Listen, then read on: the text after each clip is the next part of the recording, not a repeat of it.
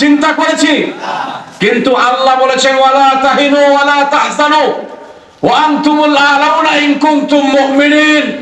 ওহে আফগানের মোল্লারা, ওহে বাংলাদেশের মুসলমানেরা, তোমরা যদি প্রকৃত অর্থে মুমিন হতে পারো তাহলে তোমাদের ডক্টর ইউনূসের উপরে ভরসা করতে হবে না। আমি এক আল্লাহর উপরে তোমরা নির্ভর হয়ে সারা পৃথিবীতে কালিমার পতাকা উত্তোলন করতে পারবে। আল্লাহর দেওয়া নিশ্চয়তা, এটা কারো কোনো চাপাবাজি নয়, এটা হাসিনা খালেদার কোনো মুখরোচক বক্তব্য নয়। যে ওই যে আমরা দেখেছি গত কিছুদিন আগে ওই যুব দলের সভাপতি বলতেছে যে জিয়ার সৈনিক হও, আমরা সবাই জিয়ার সেনা ভয় করে না বলে বোমা পুলিশের গুলি দেখে দৌড় মারলো। ভাই কি বলে ঠিক কিনা? আফগান থেকে ইহুদি নাসারাদের বাচ্চাদের যে প্রতিবেদন আমাদের কাছে এসেছে, তাদের বক্তব্য হচ্ছে আমেরিকান সেনাদের যখন বুলেট ফুরিয়ে যায় তখন তারা পৃষ্ঠ প্রদর্শন করে, কিন্তু আফগান মোল্লাদের যখন বুলেট ফুরিয়ে যায় তখন তারা আরো সামনের দিকে আরো আগের চেয়ে বেশি গতিতে দৌড়ে আসে।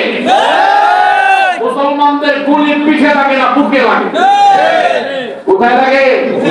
বুকে, বুকে, পিঠে না। মুসলমানরা দুনিয়ার চেয়ে আখিরাতকে বেশি প্রাধান্য দেয়। রাসূলুল্লাহ সাল্লাল্লাহু আলাইহি ওয়াসাল্লাম বলেছেন লা আইশা ইল্লা আইশুল আখিরাহ। আখিরাতে একমাত্র জীবন ব্যবস্থা, আখিরাতে একমাত্র শান্তির জায়গা। দুনিয়াতে যারা শান্তির আশা করে তারা প্রকৃত অর্থে বোকার স্বর্গে বাস করতেছে। কথা বলেন ঠিক কিনা? শান্তি চেয়েছিল হামান, শান্তি চেয়েছিল ফেরাউন, শান্তি চেয়েছিল দুনিয়ার বুকে নমরুদ। কেউ কি শান্তি পেয়েছে? হ্যাঁ, সারা পৃথিবীর সুপার পাওয়ার খ্যাত আমেরিকার সবচেয়ে বেশি সেনাবাহিনী আত্মহত্যা করে, এটা তাদের পরিসংখ্যান, তাদের হিসাব দেওয়া এটা। কারণ কি? মনে শান্তি নাই। কোথায় শান্তি নাই? আমাদের দেশের মুনাফিকরা এরা নানান দল করে, আর দল পাওয়ারে আসলে ওই ইন্ডিয়াতে টাকা পাঠায় ডাইল কেনার মাধ্যমে। এরা মনের প্রশান্তি খুঁজে ডাইল, ফেন্সিডিল, ইয়াবা, বাবা, গাঞ্জা ইত্যাদির মাধ্যমে।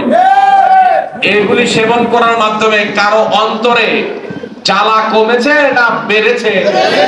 হ্যাঁ, আল্লাহ বলেছেন আলা বিযিকরিল্লাহি তাতমাইন্নুল কুলুব। শান্তি যদি পেতে চাও তাহলে আমি আল্লাহকে স্মরণ করো। এখন আল্লাহকে স্মরণ করার অর্থ আমরা যেটা বুঝেছি যে হজ করে এসেছি, ওনার একটা হাতে নিয়েছি, আলহামদুলিল্লাহ সুবহানাল্লাহ জিকির করতেছি, আর পরের জমি ওই কাটতে কাটতে নিজের জমির সঙ্গে সংযুক্ত করতেছি। কি বলে? এটা কি জিকিরের অর্থ? হ্যাঁ, এইগুলি জিকির না। আপনি যেখানে আছেন, যে অবস্থাতে আছেন, আপনাকে মনে করতে হবে অহুয়া মাআকুম আইনামা কুনতুম মা ইয়াকুনু মিন নাজওয়া সালাসাতিন ইল্লা হুয়া রাবিউহুম ওয়ালা খামসাতিন ইল্লা হুয়া সাদিসুহুম ওয়ালা আদনা মিন যালিকা ওয়ালা আকসারা ইল্লা হুয়া মাআহুম আইনামা কানু। যে আমরা যেখানেই আছি আল্লাহ আমাকে দেখতেছে, আল্লাহ আমাকে আল্লাহ আমাকে শুনতে পাচ্ছে। আমি যা করতেছি, যা করতেছি, যা বলতেছি, যা শুনতেছি, সব কিছু আল্লাহ তাআলা লিখে রাখতেছে। এটা হচ্ছে জিকির। এটা কি? লা ইলাহা ইল্লাল্লাহ জিকির করতেছি, আবার ইসলাম বিরোধীদেরকে ভোট দিয়ে তাদেরকে জয়যুক্ত করতেছি। এটা জিকির না মুনাফিকি? হ্যাঁ, এটা হচ্ছে এমন যে জামাই গিয়েছে শ্বশুর বাড়িতে বউ আনতে, শ্বশুর শাশুড়ি জামাইয়ের সামনে জুতা নিয়ে দাঁড়িয়েছে, জামাইকে একের পর এক জুতা দিয়ে মারতেছে আর বলতেছে বাবা গোশত খাও, বাবা পোলাও খাও, বাবা এই যে ডিম খাও, একটা দিয়ে বাড়ি দিচ্ছে আর বলতেছে যে। আর আমাদের অবস্থা এমন হয়েছে লা ইলাহা ইল্লাল্লাহ, আল্লাহ ছাড়া কোনো ইলাহ মানি না। তবে হাসিনা ছাড়া বাংলাদেশ চলবে না। হাসিনা ছাড়া বাংলাদেশ, লা ইলাহা ইল্লাল্লাহ, আল্লাহ ছাড়া কোনো ইলাহ নাই, আল্লাহ ছাড়া বাংলাদেশ চলবে না। লা ইলাহা ইল্লাল্লাহ, আল্লাহ ছাড়া কোনো ইলাহ নেই, সজীব হোসেন জয় কিংবা তারেক রহমানকে লাগবেই, তাছাড়া বাংলাদেশ টিকবেই না। হ্যাঁ, আমাদের জিকির রিস্তা এটা না? হ্যাঁ, হায় মুসলমান, আল্লাহর কোরআনের বাণী ভুলে গিয়েছো। আফাতুমিনুনা বিবাদিল কিতাবি ওয়া তাকফুরুনা বিবাদ।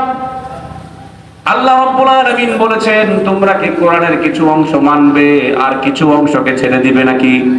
প্রশ্নটা কার? আল্লাহ। ওয়া ইয়াকুলুনা নুমিনু বিবাদি ওয়া নাকফুরু বিবাদ। যারা বলে আমরা কোরআনের কিছু অংশ মানবো আর কিছু অংশকে ছাড়বো, আল্লাহ তাদের সম্পর্কে স্পষ্টভাবে ফতোয়া দিচ্ছেন, উলাইকা হুমুল কাফিরুনা হাক্কান। এরা প্রকৃত কাফের। এরা কি কাফের?